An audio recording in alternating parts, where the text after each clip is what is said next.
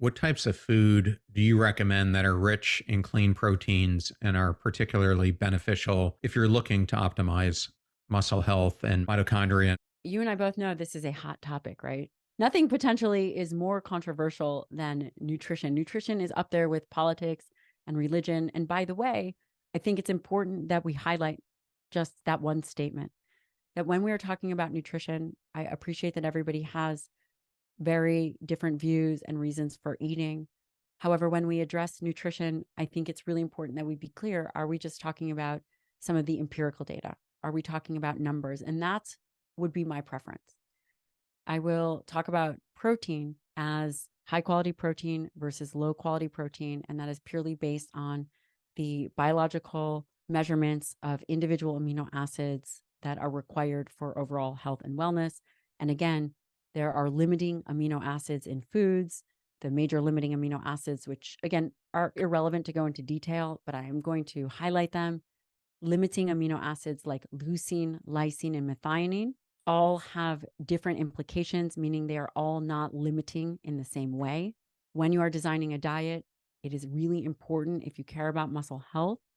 And again, also with the bioenergetic component of all of the compounds within the food matrix, high quality proteins, in my mind, over time, are irreplaceable in the diet. They, quite frankly, are a luxury. High quality proteins include things like lean red meats. High quality proteins include whey proteins, whey protein concentrates, which have alpha lactalbumin and lactoferrin in it, which all help with the immune system and have other benefits in the body. High quality proteins include egg, fish, chicken, etc., dairy.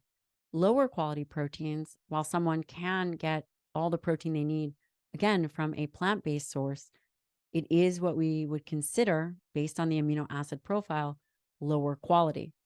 And lower quality proteins would be things like wheat and soy, tempeh, rice, pea blends. There's one more layer to that. The one more layer to that is that it's not just about protein. It is also about the vitamins and minerals, things like iron. It's very important for energy and aging, B12, zinc, selenium, etc. And we must consider food as a whole food matrix.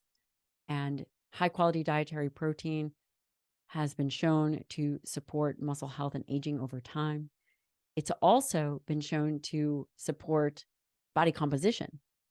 And one more thing, keep in mind when we look at the RDA, which is the recommended dietary allowance, which is the minimum amount of protein to prevent deficiencies, which comes out to 0.37 grams per pound or zero point 0.8 gram per pound or zero point 0.8 gram per kg. That is the bare minimum to prevent deficiencies. Those numbers were based on higher quality proteins.